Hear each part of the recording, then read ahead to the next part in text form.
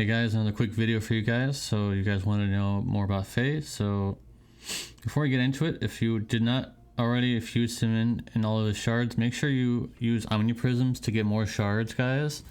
That's the trick. If you want to get to EX3 on Fei, you need to use omniprisms or pull on the banner more. So what I did is I used omniprisms, and I can get him to EX3, and it's definitely worth to use one red pearl to get him to EX3 if you can do it. But if you omniprism, you get more shards that way than doing it by only a 5-star. So anyways, his 5-star, his base form, you're really not going to be using it very much. It's decent. He actually is pretty decent in his base form, surprisingly. I still think he's one of the best New Vision Awakenings in the game.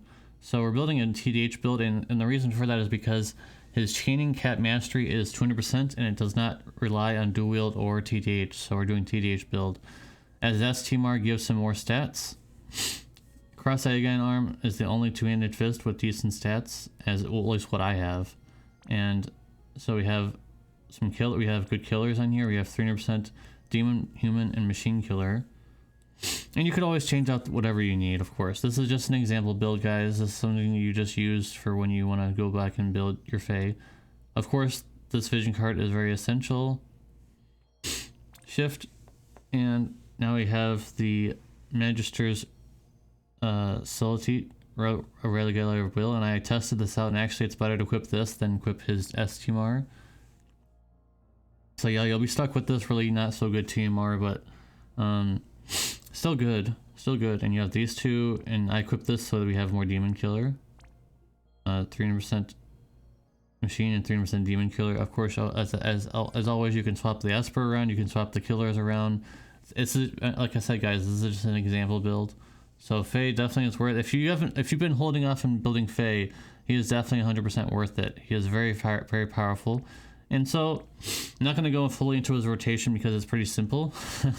It's a lot more simple than Grahf, that's for sure. So once you get him to EX2, which is mandatory, I hate using the word mandatory, but it's basically mandatory for him to be EX2 for him to be powerful. And you're going to be using this. Sorry for the sniffling.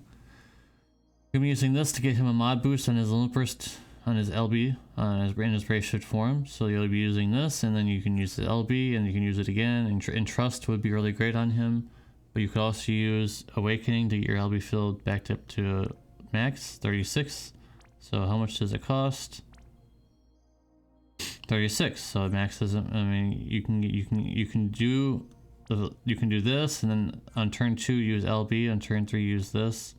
It's a little slow, I would think, because you're running out of turns, because he doesn't have infinite turns. That's why I'm gearing his base form.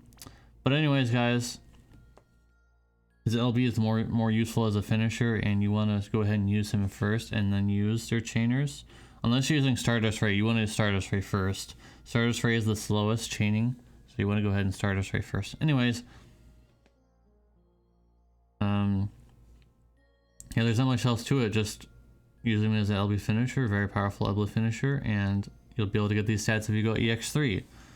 Of course, like I said, switch around killers if you need them, but otherwise you're good. So that's the Fei guide, guys. Thank you guys for watching. Appreciate you, and hope to see you in the next video. Peace.